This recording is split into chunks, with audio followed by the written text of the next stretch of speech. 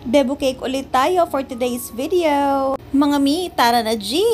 Naku, akala ko hindi ako makakapag-vlog ngayon talaga dahil sobrang daming ganap. Bukod sa mga cake orders ko ngayong araw, ay kailangan naming asikasuhin ng buong bahay, ang mga bata, at meron kaming napapalapit na napakagandang event talaga. Pero syempre, hindi pa rin natin mapipigilan ang ating sarili dahil kailangan talaga natin mag-vlog dahil gustong-gusto talaga natin ito at gustong-gusto ko rin naman na nakikipagkwentuhan sa inyo. Amazing! Ang size pala ng cake na ito is 7x4 sa baba and then 5x4 sa taas. Hindi natin first time gawin itong design na to pero merong maraming alterations.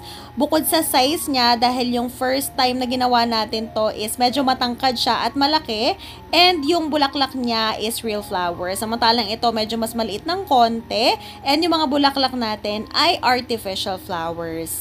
Sa totoo lang, walang masyadong difference sa presyo ang artificial at ang real flowers. Minsan nga, mas mahal pa yung artificial flowers doon sa real flowers. Pero depende na rin talaga yan. Kaya kapag may mga orders ako na may mga bulaklak, tinatanong ko si customer talaga kung mas prefer ba nila yung real flower or artificial flower or edible flower. Although madalang lang yung may nag-order ng edible flower kasi yun talaga may pagkamahal.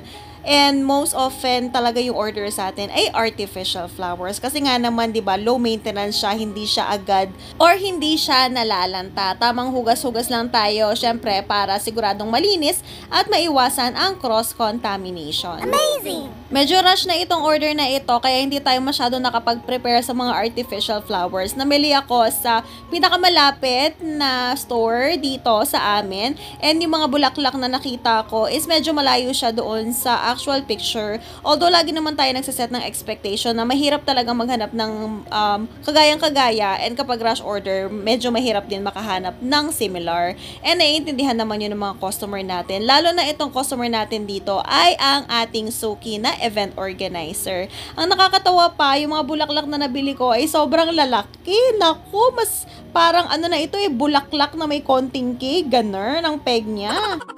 Hindi ko nga alam kung matatawa ako, maiiyak ako habang ginagawa ko ito at habang tinutusok ko yung mga bulaklak Kasi iba talaga, malalaki talaga sila. Pero nung tapos naman na yung cake, ayun, nakita ko naman na okay naman siya. Mamaya makikita niyo yung final result.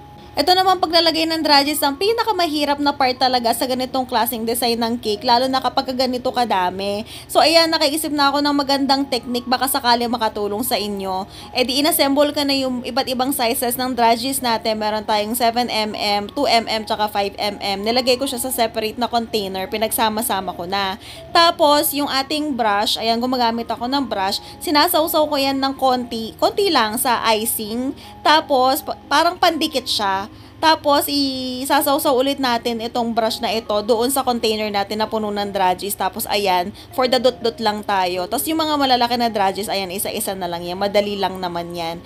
Ayan, sana makatulong sa inyo yan. Pero kung meron pa kayong ibang technique dyan, naku, i-comment nyo na yan nang malaman ko. Dahil sobrang hirap talaga neto for dangalay talaga sa kamay, as in. Yung tipong naninigas na yung mga kamay mo, hindi mo na talaga ramdam. Parang yung pagmamahal niya. Charot! Mukha lang yan madali sa video kasi naka-fast forward. Pero feeling ko, inabot ako ng 15 to 20 minutes bago matapos yan.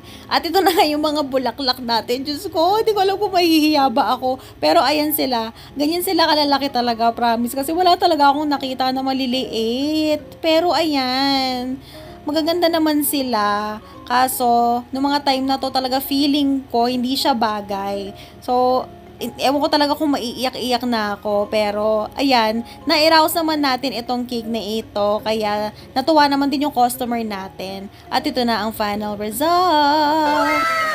Masyala naman, diba? Nako, sabihin nyo sa akin, syala yan. And that's it for today. See you on our next video. Bye!